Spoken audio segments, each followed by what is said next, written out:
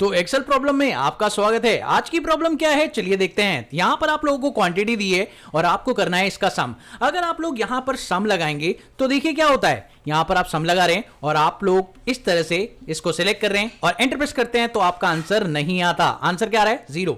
अब ये सॉल्व कैसे होगा चलिए इसको समझते हैं। बेसिकली 0 आने का पर्पस ये है कि ये जो डेटा है एक टेक्स्ट डेटा है। अब आपको इसे न्यूमेरिक में कन्वर्ट करना होगा। लेकिन अगर आप ये सोच रहे हैं कि इसे न्यूमेरिक में ऐसे कन्वर्ट कर दिया जाएगा, यहां पर आप क्लिक करें और यहां से इसे नंबर फॉर्मेट में चेंज करें तो भी आंसर नहीं आ सकता। तो अब ये कैसे सॉल्व होगा? इसे सॉल्व करने के लिए पहले आपको एक रूल समझना होगा और वो रूल मैं आपको यहां पे समझा देता हूं। सबसे पहले आप ये चेक करिए कि जब भी कोई टेक्स्ट डेटा आपके पास होता है तो वो आपका लेफ्ट साइड में आता है और एक न्यूमेरिक डेटा अगर आप टाइप करते हैं तो वो राइट साइड में आता है। आई थिंक आप ये समझ गए। ओके ठीक है। अब हम लोग एक काम करते हैं, इस डेटा को कुछ इसी तरीके से सॉल्व करने की कोशिश करते हैं। हम लोग ये करेंगे कि यहां पर हम लोग इस डेटा से केजी को रिमूव कर देंगे। कैसे रिमूव करेंगे? बहुत सिंपल ट्रिक है। आप लोगों को यहां पे लगाना है एक फंक्शन जिसका नाम है सब्स्टिट्यूट। सब्स्टिट्यूट लगाने के बाद आप इस टेक्स्ट को सिलेक्ट करिए। टेक्स्ट सिलेक्ट करने के बाद कॉमा प्रेस करिए और यहां पर इन्वर्टेड कॉमा में लिख दीजिए केजी। ठीक है, केजी मतलब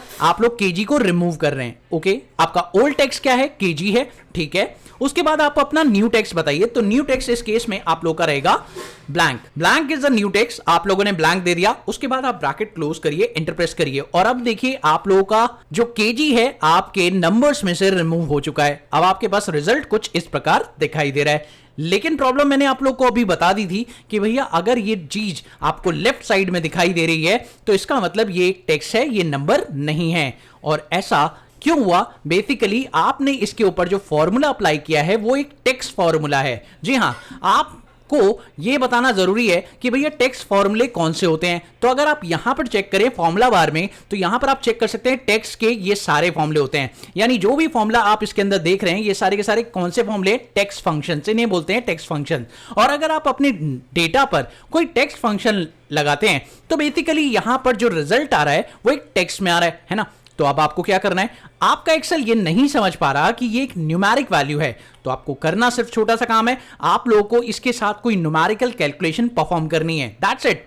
मतलब कोई मैथमेटिकल कैलकुलेशन परफॉर्म करनी है। लेकिन शर्त ये है कि जो भी न्यूमेरिकल कैलकुलेशन आप इस पे परफॉर्म करेंगे उस कैलकुलेशन से इसकी वैल्यू में कोई चेंज नहीं आना चाहिए। समझ गए मेरी बात? तो बहुत सिंपल है। यहां पर आपको करना क्या है? आपको +0 करने की परमिशन है। ठीक है, बात समझ गए?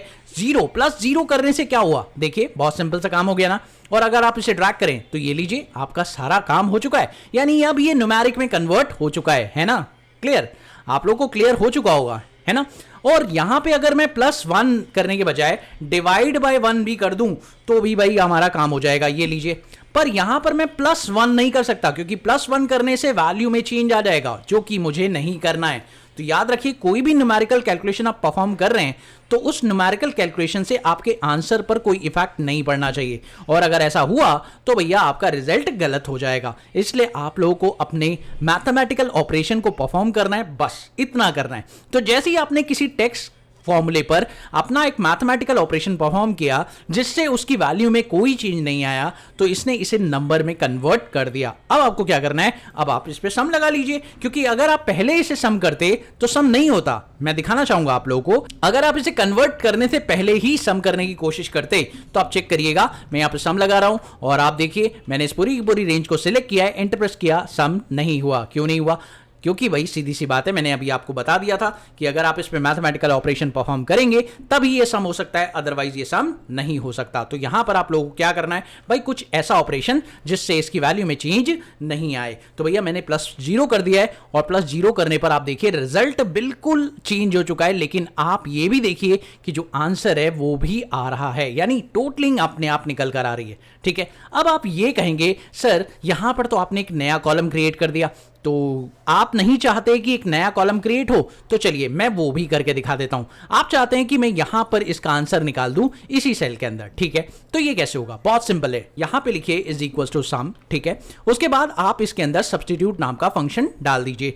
उसके बाद सब्स्टिट्यूट नाम के फंक्शन में आपसे पूछा गया था टेक्स्ट, तो टेक्स्ट में पूरा का पूरा डेटा आप सिलेक्ट कर लीजिए। उसके बाद कॉमा प्रेस करिए और कॉमा प्रेस करने के बाद यहां पर अपना ओल्ड टेक्स्ट केजी ले लीजिए। ठीक है, केजी लेने के बाद आप लोगों को कॉमा लगाना है और कॉमा लगाने के बाद आप बताएंगे कि आपका न्यू टेक्स्ट क्या है। तो न्यू टेक्स्ट हमारा इस वक्त क्या है भाई, ब्लैंक है। ठीक है, तो हमने ब्लैंक दे दिया और ब्लैंक देने के बाद आप ब्रैकेट क्लोज करेंगे और फिर वही मैथमेटिकल ऑपरेशन जो मैंने आपको बोला था भाई, मैथमेटिकल ऑपरेशन परफॉर्म करना है लेकिन वैल्यू में कोई चेंज नहीं आना चाहिए। तो ऐसा मैथमेटिकल ऑपरेशन परफॉर्म करिए जिससे वैल्यू में चेंज ना आए। भैया मल्टीप्लाई 1 कर दिया, ठीक है, इससे भी मैथमेटिकल ऑपरेशन हो जाएगा, कोई वैल्यू में चेंज नहीं आएगा। That's very simple. और बस ब्रैकेट क्लोज करिए, एंटर प्रेस करिए और ये लीजिए आंसर आ चुका है। अब बिना हेल्पिंग सेल के भी आपका रिजल्ट टोटल में आ रहा है। अब कोई कहेगा यार इसके पीछे केजी नहीं लगाया, तो भैया केजी भी लगा देता हूं, कोई दिक्कत वाली बात नहीं है। यहां पर क्या करना है, इसके पीछे आइए और एंड लगा दीजिए, एंड फंक्शन।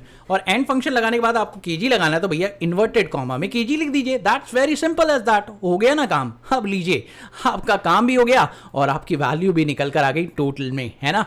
अमेजिंग। तो टोटल आपने देख लिया कैसे बिना हेल्पिंग सेल के आपने काम कर लिया। आई थिंक आपको इस वीडियो से काफी कुछ सीखने को मिला होगा। अगर आपको वीडियो अच्छी लगी हो तो प्लीज इस वीडियो को लाइक करिएगा, चैनल पर नए हो तो सब्सक्राइब करिएगा। एक्सेल की अगली प्रॉब्लम में बात करेंगे कुछ और नए ट्रिक्स की। तो बाय बाय, तब तक के लिए देखते रहिए, सीखते रहिए, गेट ऑफ मैड।